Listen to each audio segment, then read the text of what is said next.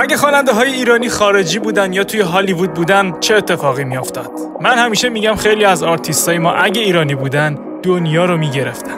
توی این ویدیو 5 تا خواننده مهم رو بررسی میکنیم، ببینیم توی هالیوود جای کیو میگرفتن. تا آخرش همراه هم بیا.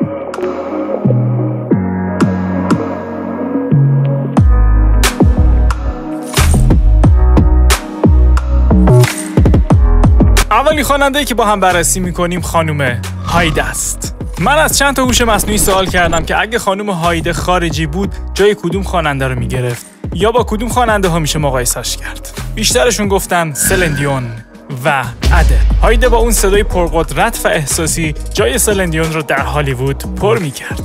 مثلا فکر کن ترک My Heart Will Go On رو برای تایتانیک میخوند.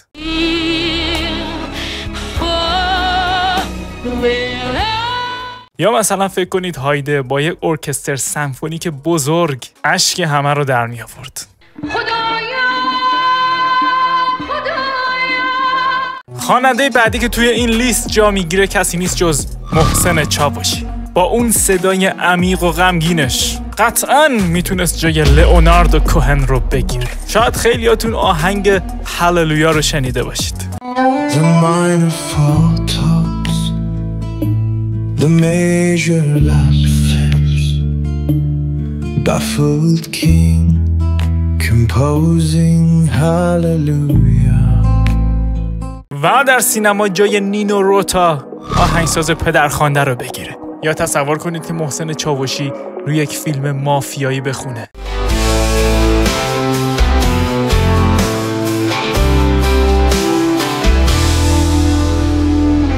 Was the song of Sabadi not on the album when it was first released?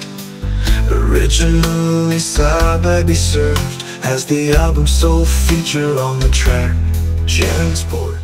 که میشه پر از حس تنهایی و خشونت. و اما خواننده بعدی لیست ما کسی نیست جز ابی. بهترین کسی که میشه اسم برد که هم رده و هم لول ابی باشه حتما میشه اسم التون جان رو آورد. با اون آهنگای احساسی پرزرق و برق و البته کاریزمای خاص خودش توی استادیومای هالیوود. منم اون درخت تن سپرده به تبر که واسه پرنده ها دلواپسه. منم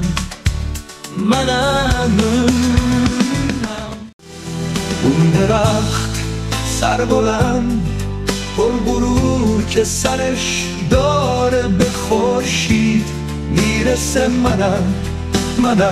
منم و اما نفر چهارمی که توی این لیست جا میگیره و من خیلی دوستش دارم کسی نیست جز همایون شجریان. همایون شجریان صدای احساسی و پیچیده‌ای داره و به راحتی جای فیلیپ گلاس رو توی هالیوود پر میکنه. با یه موسیقی مینیمال برای فیلم The Horse بخونه روی فیلم تاریخی و هنری مثلا مثل The Last Samurai توی سکانس عمیق و آروم پخش میشه و همه دنیا محو صدا، هنر و موسیقی ایرانی میشن.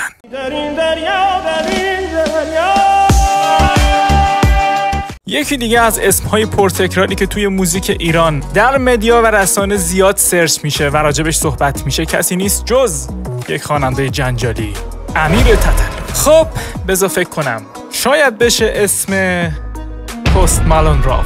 پست مالون با آهنگای رپش مثل سیرکلز و پر از تتو رو بیتای سنگین و هوی و بعد بیاد ریتمای مدرن اجرا کنه. اون همه تتو و یه عالمه ماشینای لوکس شاید جوونای طرفدار هالیوود رو دیوونه میکرد. این روزا همه چی تعطیل، ما خیلی تعطیل تره، عروض داره بعد میگذرینم.